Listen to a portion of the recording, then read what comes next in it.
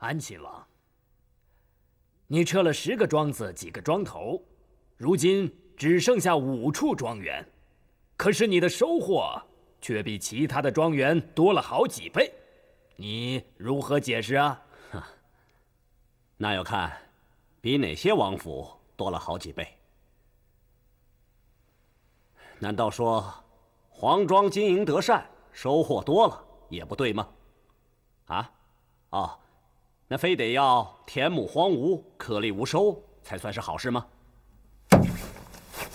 安亲王，用不着指桑骂槐。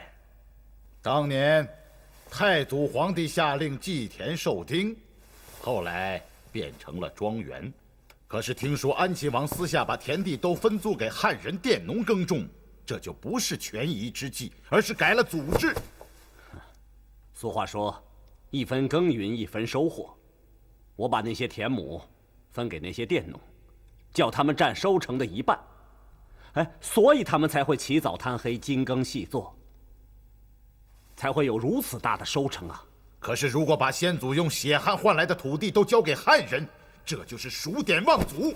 对，绝不是忘祖，绝不能交给汉人。是啊，这样做的道理，对，有道理。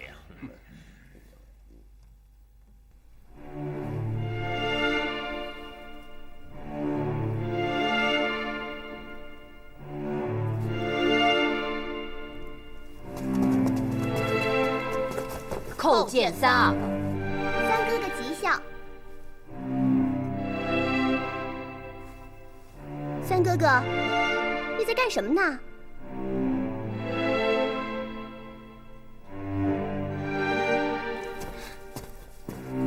咦，你会捏泥人啊？真厉害啊！能不能给我也捏一个呀？三哥哥，你干嘛不理人家啊？三哥哥，你如果再不搭理人家的话，曹营和曲中可就都不能起来了。起来吧。三哥哥叫你们都起来呢。三哥哥，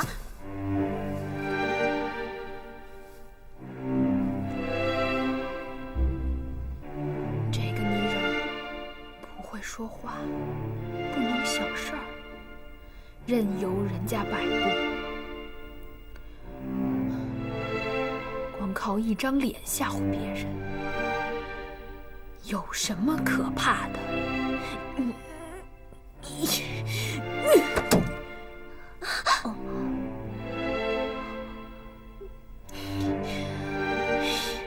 老佛爷，康亲王8成是有点迫不及待了。看来他们已经动手了。老佛爷不必过于忧虑，宗人府怕是也奈何不了安亲王。可是宗人府的那帮人都是老满洲的王公宗室，他们对祖宗家训4个字看得比命还要重。虽然他们不敢动乐乐，可是已经流露出对乐乐的不满。如果我们只靠乐乐去拉拢他们，恐怕不行。如此一来，万一宗人府投向康亲王，那岂不是麻烦大了？问题就在这儿。如果宗人府都投向了康亲王，那关键就在满臣身上了。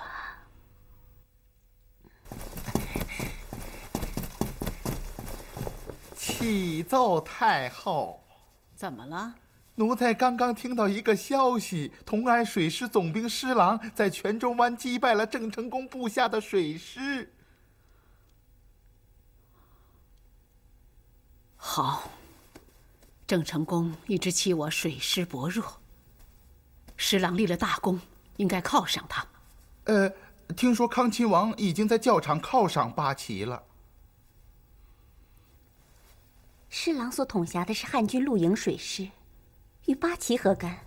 为什么要犒赏他们？受益的不是八旗，是康亲王。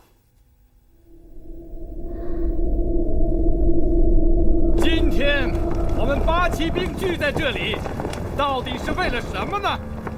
我现在告诉你们，这江山是你们打下来的，这京城是你们打下来的，这个国家是你们的。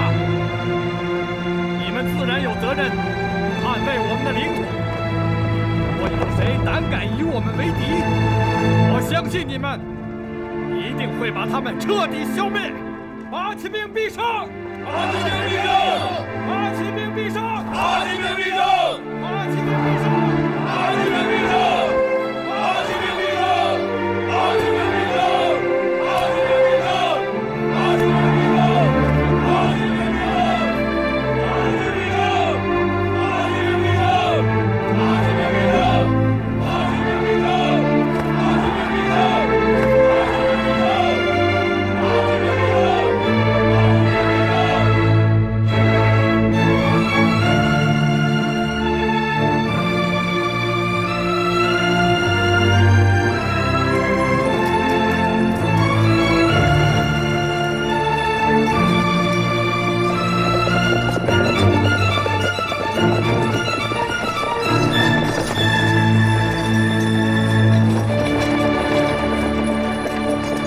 旗兵似乎都已站到康亲王一边，宗室方面也是。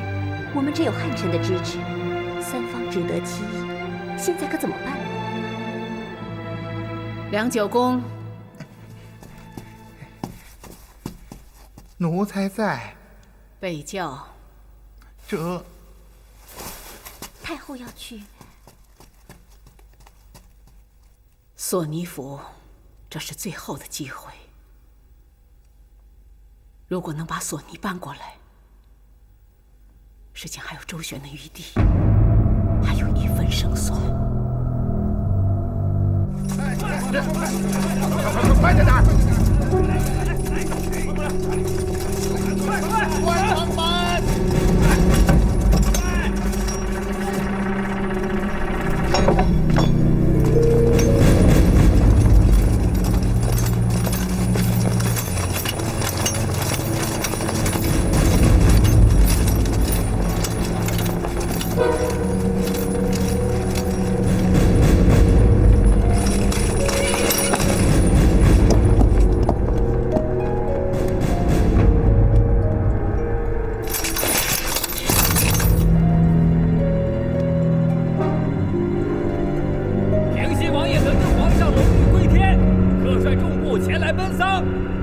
关城门！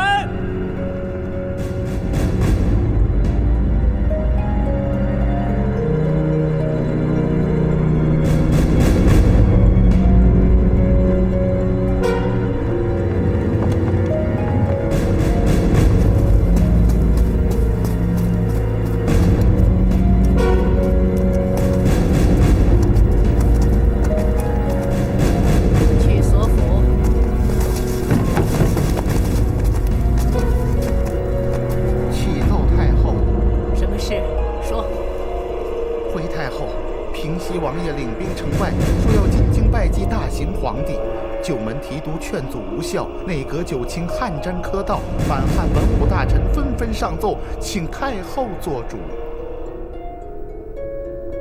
去索府。太后，索大人已不在府中了。他去了哪里？在武英殿，正和王公宗室、满汉大臣商议应付平西王的办法。谁召他去的？康亲王。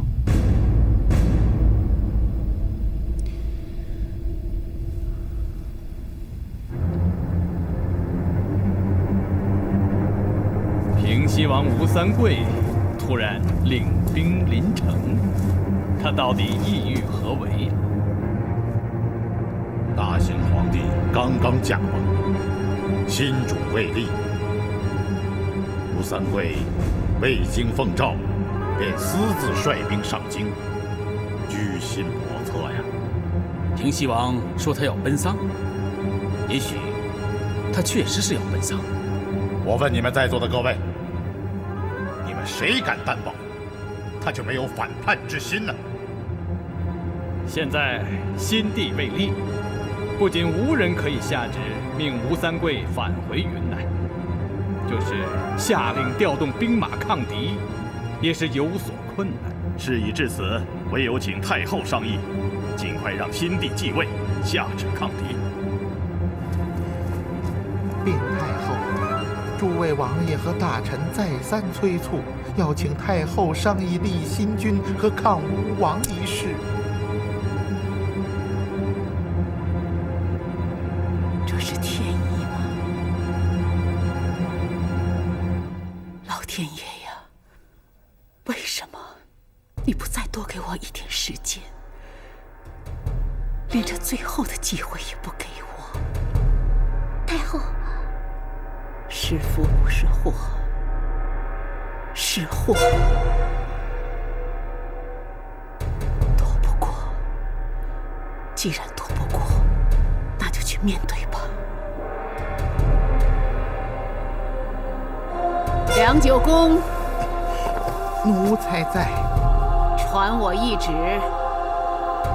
着令各议政王大臣、各满汉大臣、各八旗都统前往乾清宫，共商册立新主事宜。这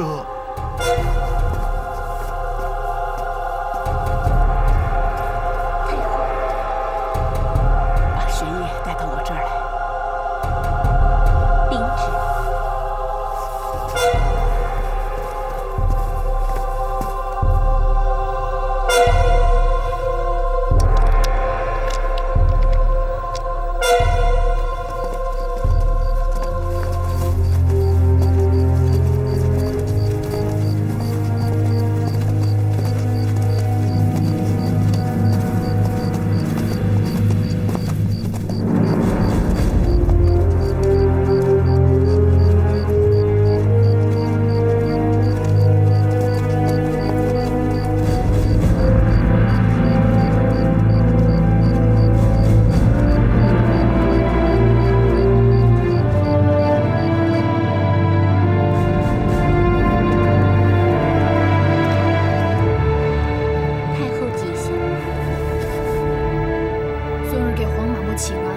起来吧。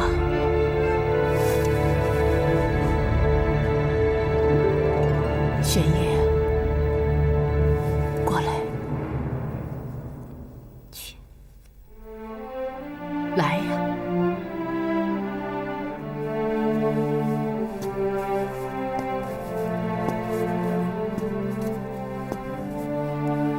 黄马们问你，如果船翻了，你该怎么办呢？船翻了，那还不赶快逃命？没错，记住，船翻了就赶快逃命。黄马一会儿我们就要上一条船，这船是不是稳当？我没有把握，万一翻了，就赶快逃命。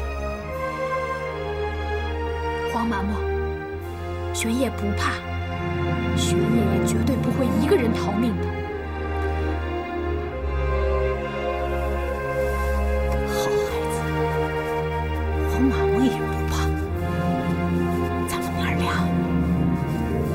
都不怕。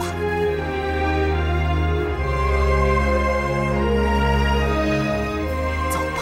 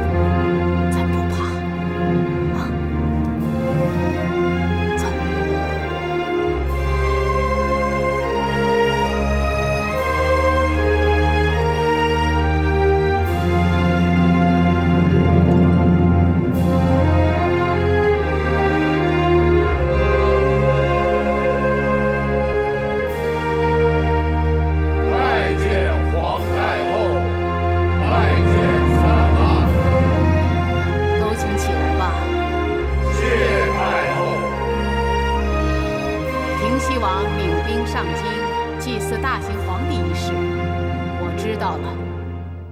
我就想跟大家商量一下。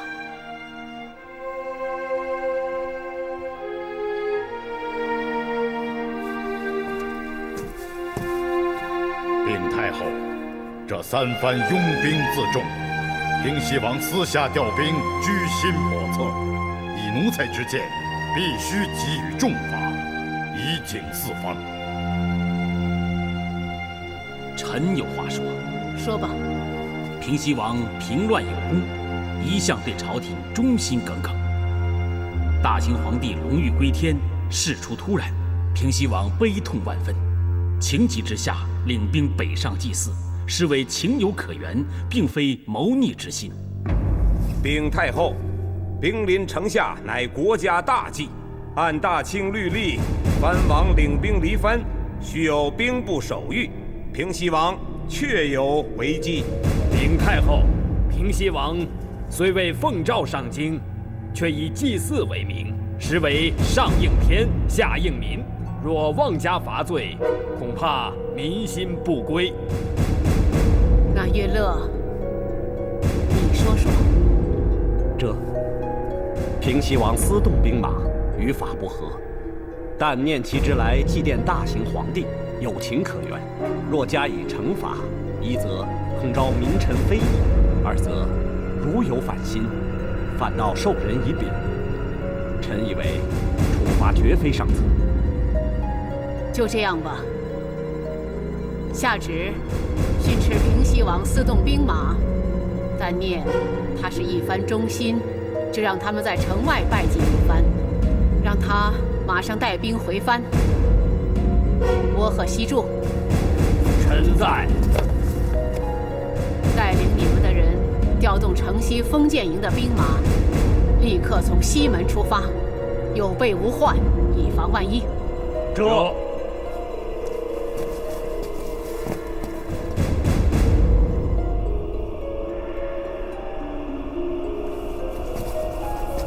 太后，奴才有事禀告。请说吧。诏于天下，须名正言顺，名不正则理不彰。先帝龙驭归天，新帝未立，那么该以谁的名义下诏呢？哈，是啊，你说的很对。天不可一日无主，国不可一日无君。册立新帝，刻不容缓。先帝的遗诏是立康亲王为新帝，奴才以为应该马上宣读遗诏，告示天下，以尽快让新帝登基，以理国事。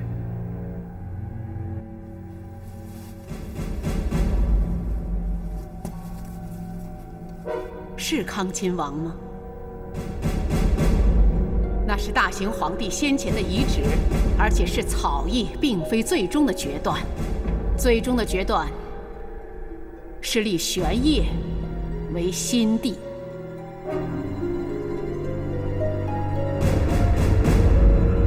禀太后，大行皇帝曾命满大学士麻勒吉麻大人、汉大学士熊次履熊大人立下遗诏，立康亲王为新主。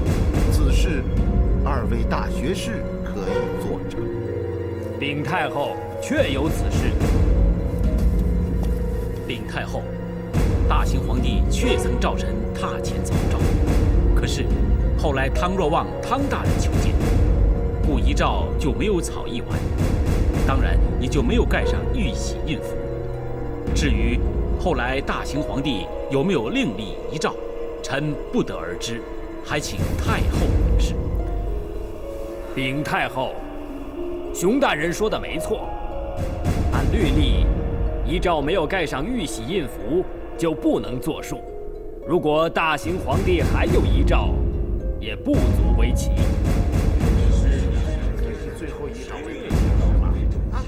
启禀太后，纵然遗诏只有一半，但是有2位大学士证明他是出自大行皇帝之意。如果没有另书遗诏，应当遵此遗诏行事。你说的对，他是没有另书遗诏。大行皇帝的最后遗诏是以口谕训下的，当时只有我和三阿哥在场。苏大人，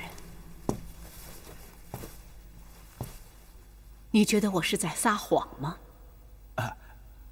奴才不敢。大行皇帝最后的话，我是一字不落的都记在心里。大行皇帝最后病成什么样子，你们是知道的。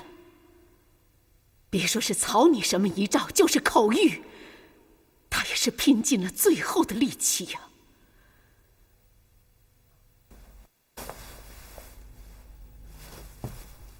大行皇帝向我交代完这件事情，这一件他最放心不下的事情，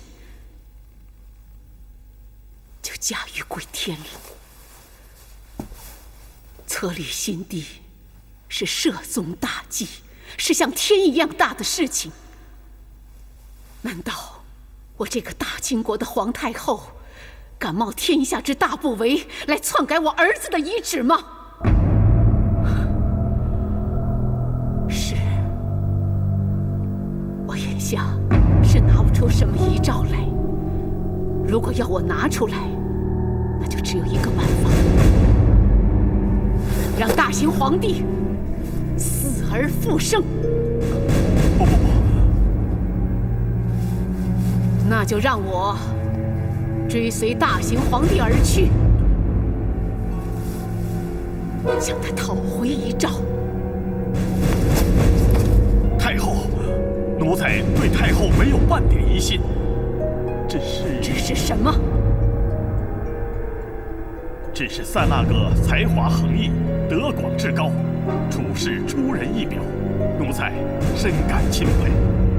可是，大行皇帝从未在奴才等人面前传出让三阿哥继位之事。太后所言事出突然，奴才有所失言，冒犯了太后，请太后恕罪。起来吧。谢太后。太后，苏大人所言甚是啊。而且除了太宗皇帝促仕圣经，没有留下继位人选之外，一直以来，为了避免戏强夺功之祸，都是先皇留下遗诏，指定继位新帝。当众宣读，这是祖宗的法规呀。禀太后，祖宗之法不能改呀。是啊，不能改啊。祖宗之法不可更改呀！三思啊！哼，你们这么没完没了的纠缠下去，什么时候才是个完呢？安亲王乐乐，你说该怎么办呢？太后，当断得断。我也想断，怎么个断法？手写的是遗诏，口说的也是遗诏，你说是不是啊，康亲王？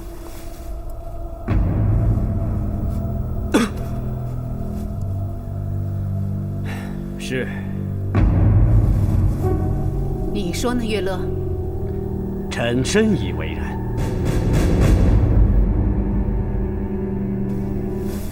好，好。就连安亲王和康亲王这样德高望重的人，都认为立三阿哥为太子，就是大行皇帝最后的遗诏。那就这么定了。禀太后，依照祖宗定制，大清皇帝应由满人继承。可是三阿哥他……你们一会儿是祖宗的法规，一会儿又说是祖宗的定制。那我想请问，在祖宗的法规里有哪一条规定，有汉人血统的王子不能继承皇位呢？我看你胸襟实在是太狭窄了，总是满人汉人的分不开。你不是要跟我说说祖宗的规矩吗？好，那我就跟你说说祖宗的规矩吧。苏克萨哈，你学问好，来指教一下我这个老太婆吧。奴才不敢。告诉我，在坤宁宫的墙上供着的是两幅什么样的画像？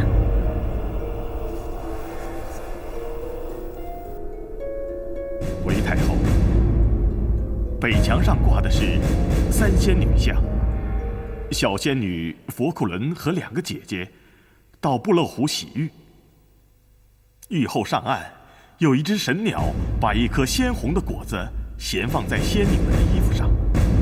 小仙女在穿衣服时，把鲜果含在嘴里，不小心吞下，生下了孩子。传说那就是我们满族人的先祖布库里雍信。那西墙上的呢？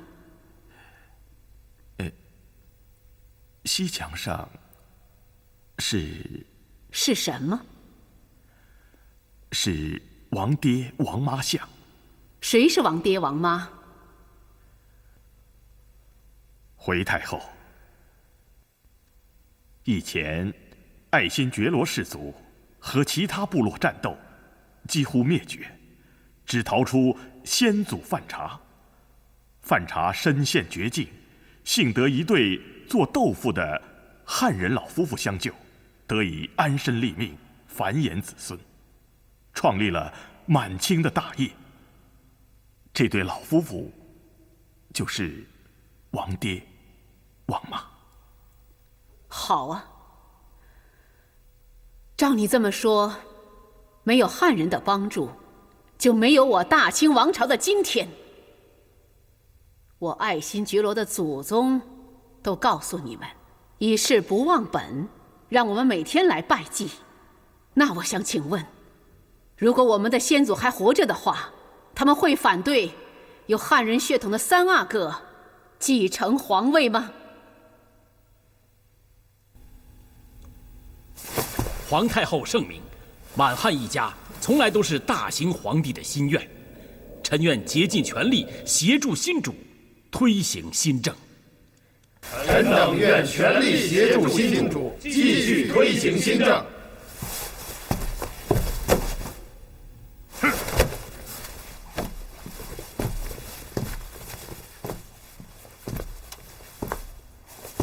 什么满汉一家？什么推行新政？我看这是你们汉臣在维护自己的利益。敖大人，害怕失去利益的，我看是你们这些满臣吧。韦介，你刚才说什么？老夫耳朵不好，你再给我说一遍。我就再告诉你一遍。够了！大行皇帝还躺在这儿，他尸骨未寒，子宫未起，你们就围着他争吵不休，什么时候是个完呢？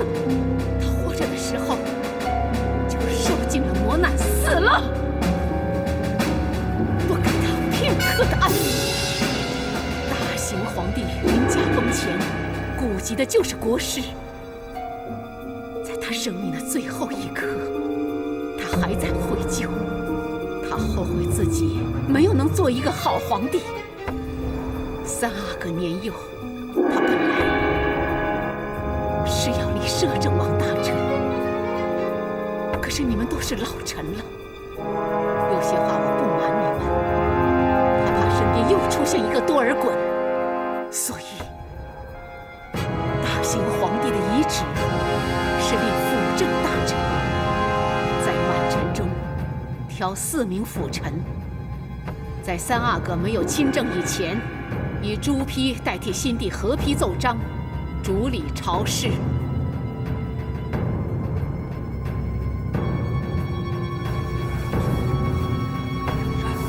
那汉臣的权利不是被剥夺了吗？太后，大行皇帝遗旨说哪几位大臣参加辅政？鳌拜，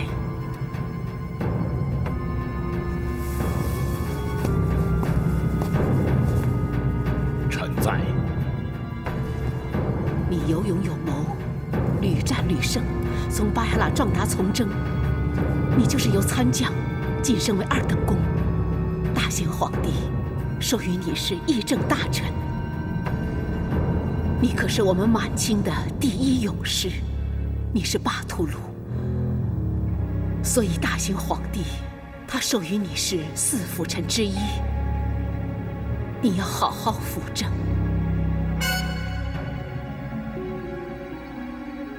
鄂必龙，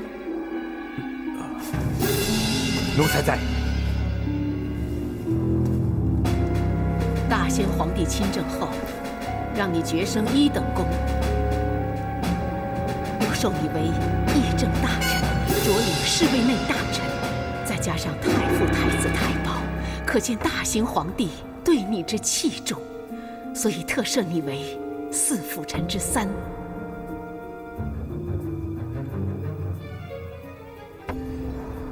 索大人，奴才在。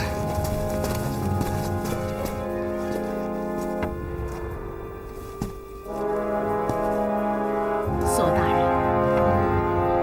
你是我大清国的开国功臣，您也是3朝元老了。早在太祖时代，您就是1等侍卫了。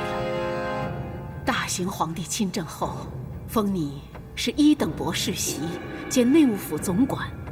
可见大行皇帝对你之器重，你对我大清一向是忠心耿耿，所以大行皇帝最宠信你，封你是4辅臣之首。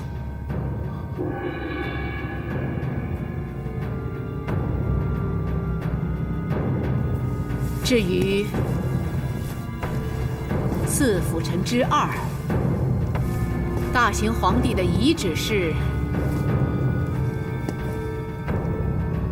苏克萨哈。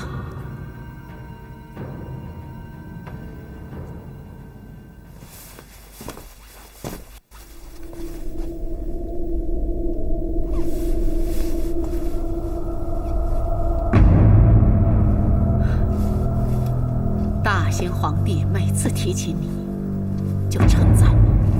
在我们满臣中，少有你这样精通汉满蒙3文的。你的胸襟和辩才，堪称朝中之首。所以，他授你是4辅臣之2。其实我知道，辅臣也是件吃力不讨好的事情，就跟当皇上没有什么区别。大行皇帝日理万机，终于熬出病来，才24岁便去了。他本来是想给你们更多的赐封，可是已经没有赐封的余地了。你们想想，掌朱批之权，就是代皇上行使皇权了。以前历代的皇帝有赐给自己臣子这么高的权力吗？以前没有，以后也绝不会有。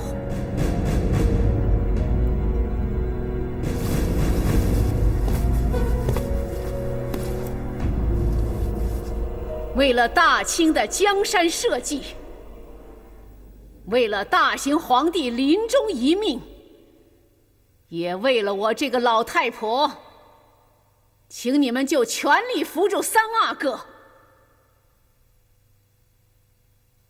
请不要再推辞了。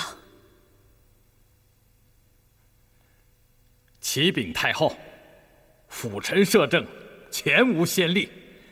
臣请按照太祖定下之祖规，8个说背了共理国政，以宗室背了亲王，8其旗主为主，共掌国政。对，该当如此，该当如此啊！其实，大行皇帝不想让亲王们重蹈多尔衮的覆辙，所以在他的遗诏里没有安排宗室皇族。这不行啊，不行！依我看，咱们大清王朝的江山都是你们这些亲王贝勒贝子们浴血奋战打下来的，没有你们管理国家不行。安亲王乐乐、康亲王杰书，你们俩挑头，在亲王贝勒里挑选几个，和四辅臣一起组成议政王大臣，共辅幼主。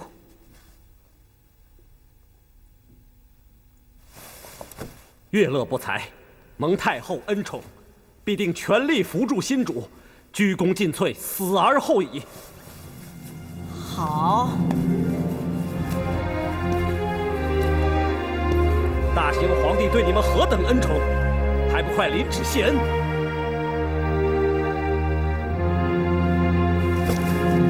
索尼领旨，谢皇太后和大行皇帝的恩典。臣自当尽忠尽责，全力扶助新主。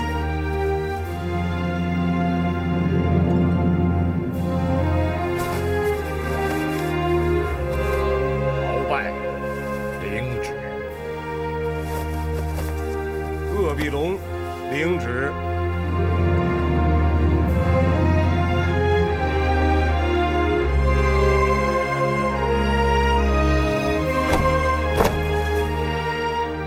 萨哈，领旨。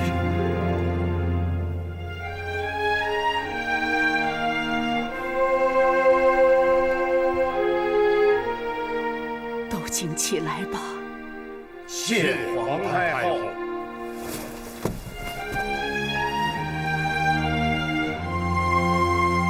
请新主登基。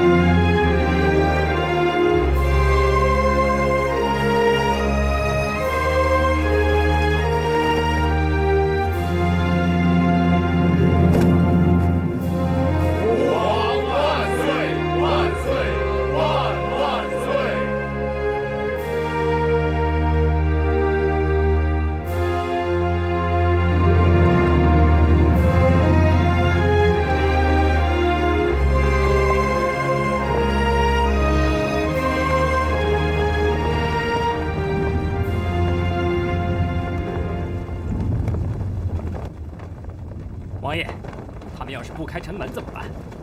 我们是来祭祀大行皇帝的，不管怎样，他们也得给我们一个说法，不然就是不忠不孝。到时候，我们兵建国门，扶至新帝登基，本王就是辅政藩王了，啊！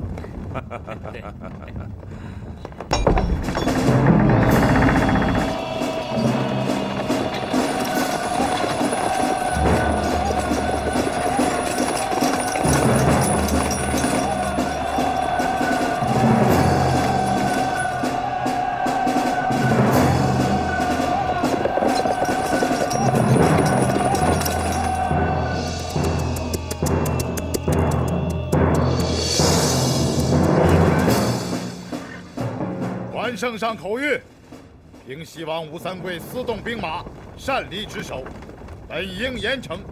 念你对大行皇帝忠心赤诚，特赏你白银10万两，特赦在城外祭拜。祭拜之后，火速回藩，不得有误。敖大人，大行皇帝子宫还在乾清宫，是谁发的圣旨？这私动兵马的，怕是另有其人吧？大行皇帝遗诏，传位给幼主3阿哥，我等也是奉幼主之命调动兵马，以防有人趁机扰乱京师。本王正是担心有些乱臣贼子趁机起乱，所以才带兵连夜赶往京城，先祭奠大秦皇帝，再擒新主。平西王，这个请你放心，大秦皇帝高瞻远瞩，已在遗诏中册立了4个辅臣，老夫本人就是其中之一。我看你还是祭奠完之后，火速回云南去吧。哼，我吴三桂既然带兵来到了这京城，就一定要亲自进城祭拜。敖大人，还是给我让开一条路，否则。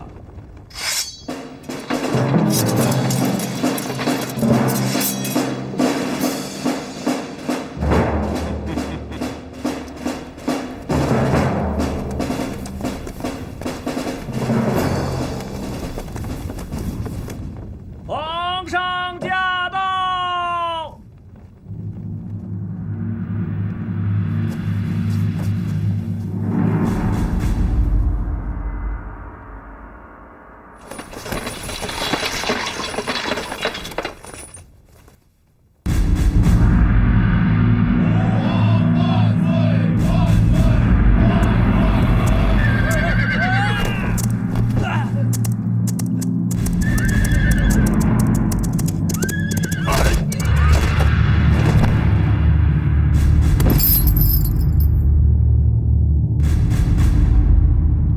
平身吧。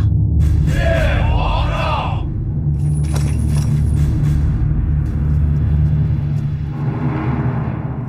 此等烈马，若不杀了他，早晚会误其主。王爷，你说对不对？王神甫，还不快谢过敖大人的杀马之恩？那倒不必了。平西王，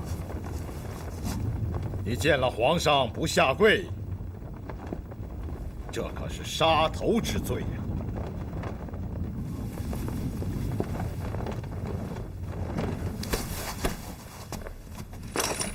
臣吴三桂叩见皇上，吾皇万岁万岁万万岁！吾皇万岁万岁万万岁！平西王，朕知道你对大清的忠心，特赦你擅离职守之罪。你等在城外拜祭之后，火速回藩，不得有误。臣领旨。谢皇上。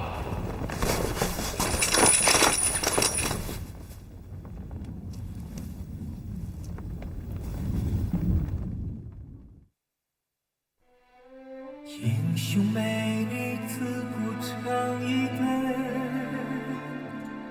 搬不动是非是与非。明月清风，长夜相随，谁想谁，谁又忘了谁？一群沼泽。江水，为了爱，有人愿受罪，心好累，好累，有思念频频举起杯。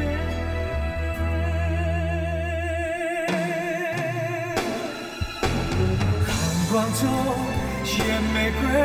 醒了心有水，闻一口气想到尾，永不后悔。爱一个人，全身崩溃，眼泪太可贵，明知道心要碎，也不后退。寒光中。有水，闻一口气想到尾，永不后悔。为一个人全线崩溃，眼泪太可贵，明知道心要碎，也不。